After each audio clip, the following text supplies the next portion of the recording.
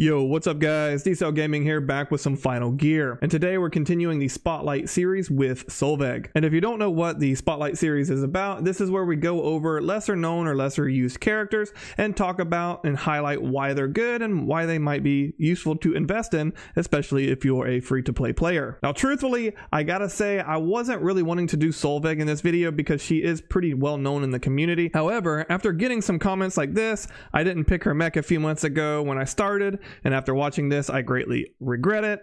Or a bit of regret, I didn't get her mech because I like Favia's design much better. Yeah, Favia's design is definitely much better. So after getting some comments like this on my snowy video, it really made me stop and think maybe I should put out some videos to help new players coming into the game with characters they may not think are good, and you know, they miss the opportunities. So with that in mind guys, let's dive right in and talk about Solveig.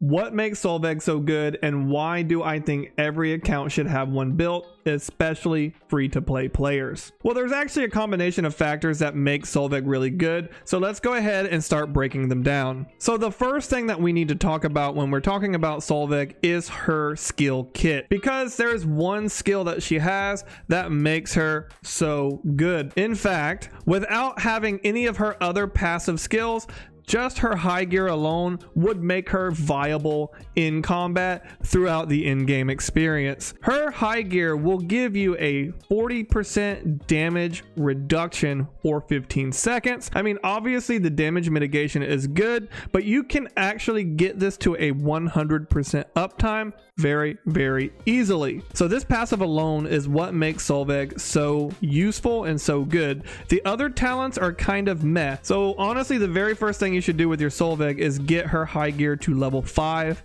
ASAP. So because she's blue, that means you're going to be able to modify her to 6-star very easy for extra stats.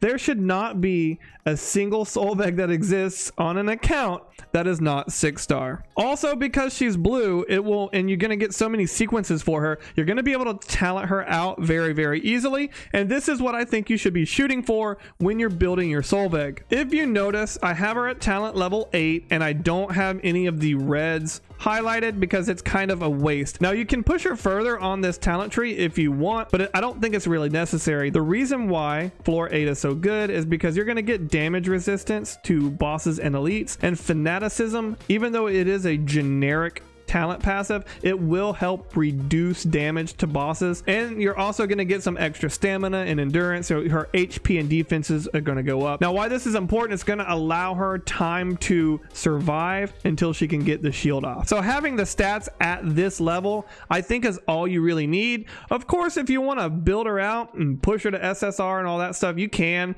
and you will get a lot more HP out of her, and you will get a lot more damage resistances out of her, but I think floor 8 is a pretty good place to stop at. So this goes hand in hand with how easy it is to level and power up Solveig. You can evolve her into an SR very easily and very cheaply. So when you go to the evolve menu, you're gonna see, you know, these things right here, the evolutions. Now you get those from the conflict zone shop. So if you click here, it'll take you straight to the conflict zone, and you can see that it's gonna cost live combat data. Evolving her from R to SR will give her a pretty good stat buff, and it's pretty cheap. It's only going to cost about 3,000 combat datas and 300,000 gold. Now you can go ahead and push her further to an SSR level to give her even more stats. However, I don't find that it's necessary. You can complete pretty much all of the current in-game level stuff with her as it is, and the SSR I think is best saved for future contents because it's going to cost you so much gold and resources to get Solveig from SR to SSR. If Solveig's going to be your main tank, it might be worth it to go ahead and bump her up to that SSR, but for the vast majority I think she can get away at just the SR level. The last thing that makes Solveig really good is she is very easy to level up for the end game. You really don't need to put much investment in Solveig to start having amazing results with her. Looking at her gear, all you're going to want to do is focus on either getting the Northern Wrath set, and for free-to-play players and most players in general, you're probably going to want to go for the Elizabeth set, and I'll go over that in a minute. But basically, you're just going to get defensive stats, energy recharge where you can, and HP as much as you can. Some good chips for her might be something like this. At the start of battle, all units gain a shield equal to 4.5% of max health for 12 seconds. That'll help further her survivability and the team survivability as well until she gets that shield off. So as you can see here, I have a 2-piece Northern Wrath, and the reason why we say go for Northern Wrath is because it gives you mech attack rate up, which just helps her get off her attacks a little bit quicker. And or you can go for Elizabeth, like a 2-piece Elizabeth set, the conductor set, because that gives you the mech attack rate as well. Now what I actually suggest people doing for Solveig is to go into area number 5 here and farm Elizabeth's personal instances, so you can get a 2-piece set for her, or even use a 3-piece set for her, and we'll go over the weapon in a minute. But you can actually farm every day to get a pretty good set of gear for her. Both the Elizabeth and Northern Wrath sets are considered heavy frames, so she's going to get that 10% HP bonus for equipping heavy frames. All my pieces for Solveig, they're not, I don't have the best Solveig in the world here, to be honest, but I do have some pretty decent stats.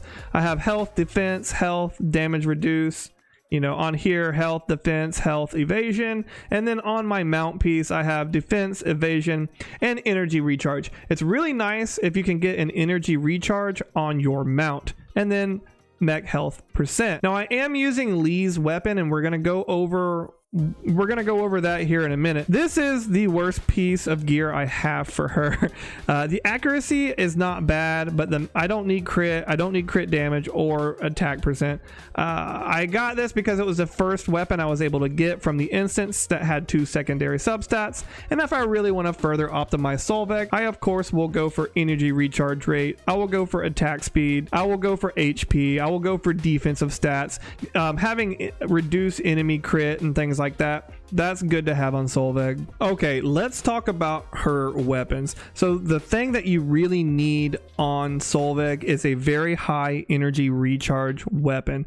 You need to get her energy, her high gear, under 15 seconds. So if she can do her high gear every 15 seconds, you have an infinite uptime of 40% damage reduction. That's what makes her so crazy awesome. So I found this chart floating around the internet. I think I got it off of Reddit, and it was in Chinese, so I tried to translate it as much as possible to help you guys out, to give you a good understanding of what kind of gear to go for when you're looking for Solveig. Now the reason why I have Lee's SMG is because it actually is one of the fastest recharge rated weapons in the game. It's like in the top 15 here. Anything that's above Lee's listed here are going to have a higher recharge. So anything that's on this list will give you 100% uptime on her high gear. So basically what you're going to see is how to get them. You're going to see what distance they are. Now, one thing I will say about this chart is you're going to want to try to stay away from the close distance weapon. This is the reason why I suggest Lee's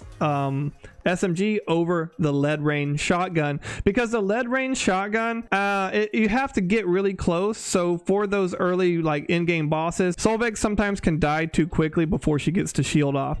So having a medium to long range is best for her, in my opinion, even though the lead range does edge out the Lee's SMG just a hair. Looking at this chart, we can see that Mirabelle's weapon, which if you're watching this video right now, that is the current banner.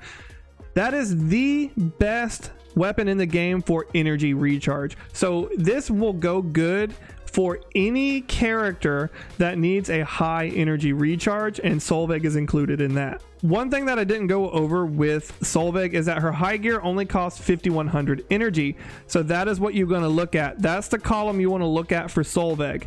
And as you can see, Lee's is at 14.77 seconds. So with a little bit of extra energy recharge, even if she gets stunned, she's going to have a 100% uptime on that high gear. Now, the two weapons on this list that I do want to highlight is Mirabelle's weapon, because it is literally the best one in the game for her and for anyone that needs energy recharge. And the other one is going to be Blade's weapon, and that is because Blade's weapon is insanely high for the energy recharge. What makes Blade's weapon so good is you can farm it from the National War. Granted, it will take you a while to get some extra dupes for it, but the fact that you can get it for free and the energy recharge is just off the charts. It is the third fastest energy charge weapon in the game, only behind Mirabelle's and Dongo's weapon. Hopefully that helps you guys out and gives you kind of like a path to go forward and a plan if you're building Solveig and what kind of weapons to look out for her. Now, I wasn't quite sure about the lion mech or the there's another one in there that I wasn't able to translate. If any of you guys know what weapons those actually are, let me know. But yeah, hopefully that helps you guys out. Hopefully that gives you some kind of direction to go towards and you understand what makes Solveig so darn good and how to build her up and make her better for your team. Alright guys, that's going to be it for today's video. Hopefully if you're a new player, you understand how important Solveig is and how strong of a character she can be for your account. If you have made it this far in the video and you liked it, you enjoyed it, or found it helpful, consider liking and subscribing to the channel, as that does greatly help me out and I really appreciate it. Let me know in the comments down below, what do you think about Solveig and what character do you want to see highlighted in the next spotlight video? And as always guys, have a great day and I'll see you in the next one.